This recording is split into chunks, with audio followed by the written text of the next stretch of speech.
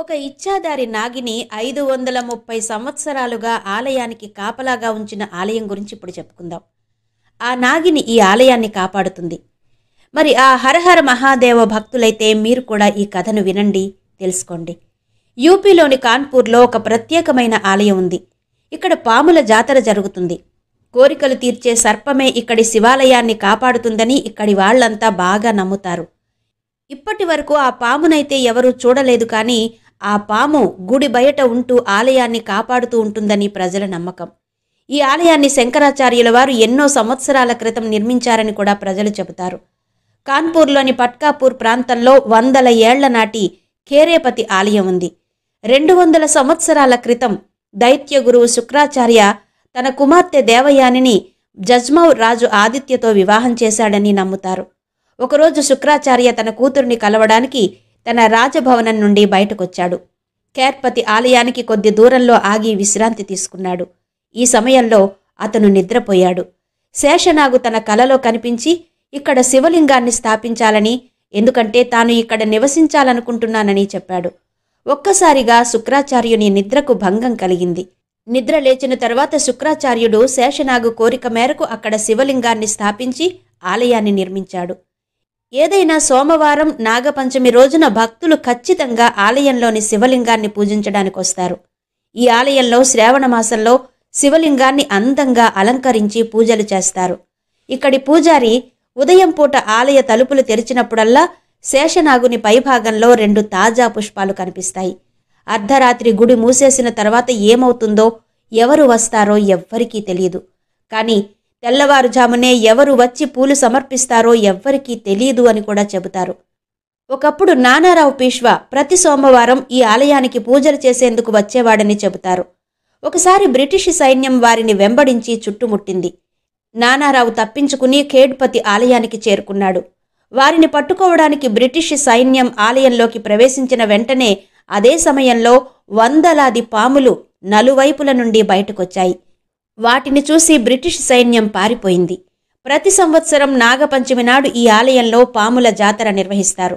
జాతరలో భారతదేశం, విదేశాల నుండి కూడా పాముకాటుతో ఉన్నవాళ్లు ఇక్కడికి వచ్చి పాము విషాన్ని తీయించుకుంటారు. ప్రతి సంవత్సరం నాగపంచమి నాడు ఈ ఆలయంలో నాగుల జాతర నిర్వహిస్తారు. కాన్పూర్లోని పట్కాపూర్ ప్రాంతంలో 100 ఏళ్ల నాటి ఖేర్పతి ఆలయం ఇది.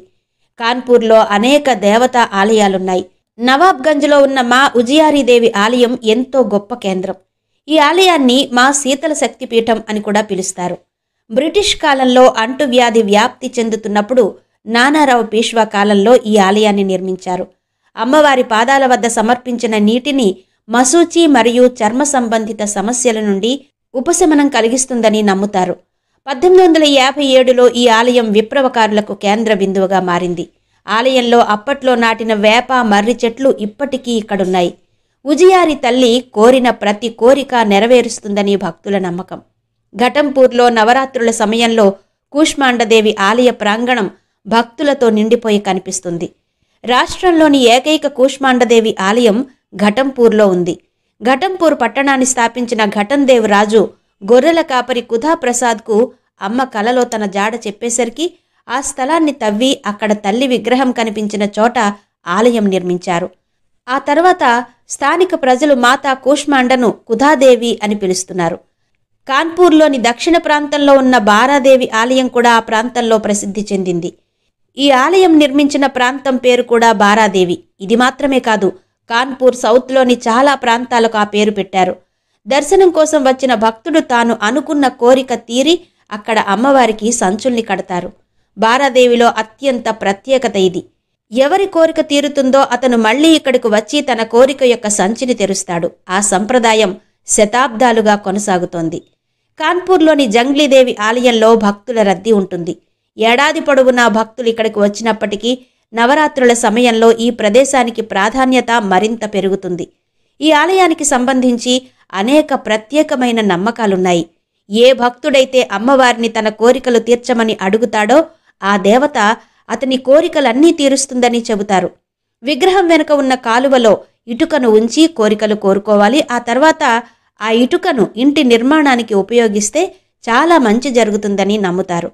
తల్లి సీత తాపేశ్వరీదేవి ఆలయంలో తపస్సు చేసింది. బిర్హానా రోడ్లో ఉన్న మా తాపేశ్వరీదేవి ఈ ఆలయంలో డిఫరెంట్గా కనిపిస్తుంది.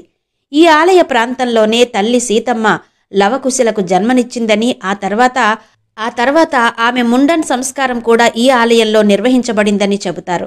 దీని తర్వాత సీత వాల్మీకి మహర్షికి లవకుశను అప్పగించి తపస్సు చేయడానికి ఈ ఆలయంలో ఉండిపోయిందట. సీతతో పాటు మరో 3 సోదరీమణులు కూడా సీతతో పాటు తపస్సు చేయడం ప్రారంభించారు. నేటికి ఇక్కడ 4 దేవతల విగ్రహాలు ప్రతిష్ఠించబడ్డాయి. అయితే ఏ విగ్రహం ఎవరిది అనేది మాత్రం ఎవరికీ తెలీదు. తపస్సు చేయడం వల్ల ఈ ఆలయానికి తాపేశ్వరీదేవి ఆలయం అని పేరొచ్చింది. ఆనందేశ్వర్ ఆలయం హిందువుల ప్రధాన ప్రసిద్ధ దేవాలయం. ఇది పూర్తిగా శివునికి అంకితం చేయబడిందని చెప్తారు. అలాగే ఈ ఆలయం 18వ శతాబ్దంలో నిర్మించారని ఇక్కడి శిలా ఫలకాలను చూస్తే తెలుస్తుంది. ఈ ఆలయంలో శివుడు ఇప్పటికీ ఉన్నాడని నమ్ముతారు. సహజ శివలింగం ప్రధాన ఆకర్షణ. ఇది భారతదేశం మరియు భారతదేశం వెలుపల నుండి పర్యాటకులను మరియు భక్తులను ఆకర్షిస్తుంది.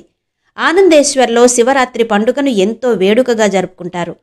పంకి హనుమాన్ దేవాలయం లేదా పంచముఖి హనుమాన్ దేవాలయం అనేది కాన్పూర్లో చక్కటి ఫేమస్ పురాతన దేవాలయం. ఇది హనుమంతునికి అంకితం చేయబడింది. కాన్పూర్ నగరం స్థాపనకు ముందే పంకి హనుమాన్ దేవాలయం స్థాపించబడిందని నమ్ముతారు.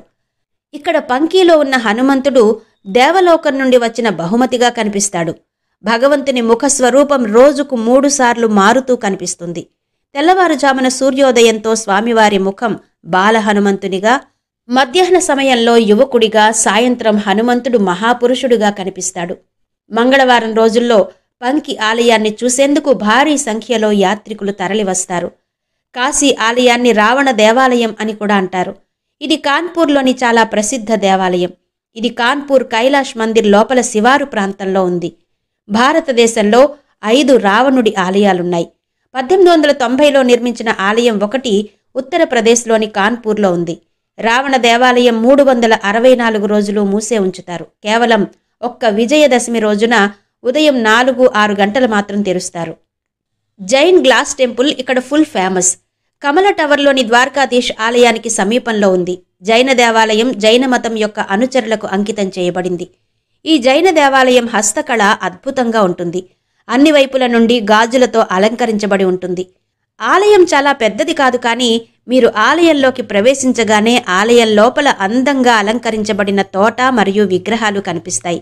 మతపరమైన కథలను చెప్పే అనేక కళాత్మక డిజైన్లు మరియు అద్దాలు, రంగురంగుల పెయింటింగ్లు ఉన్నాయి. ఇస్కాన్ దేవాలయం మైనావతి మార్గ్లో ఉంది. ఇస్కాన్ ఆలయం కాన్పూర్లోని అందమైన దేవాలయం. ప్రతి సంవత్సరం వేలాది మంది సందర్శకులు ఇక్కడకు వచ్చి దర్శించుకుంటారు. శ్రీకృష్ణునికి అంకితం చేయబడిన ఆలయం ఇది. ఈ ఆలయంలో ఎంతో శాంతి లభిస్తుంది. ఇస్కాన్ను సందర్శించడానికి ఉత్తమ సమయం జన్మాష్టమి. ఇక్కడికి ఎంతో మంది భక్తులొచ్చి తమ కోరికలు తీర్చమని ఆ స్వామిని వేడుకుంటారు. ఇలా కాన్పూర్లో ఎన్నో ప్రసిద్ధమైన దేవాలయాలు మనం చూడొచ్చు. మరి ఈ వీడియో మీకు ఎలా అనిపించిందో క్రింద కమెంట్ సెక్షన్లో చెప్పండి.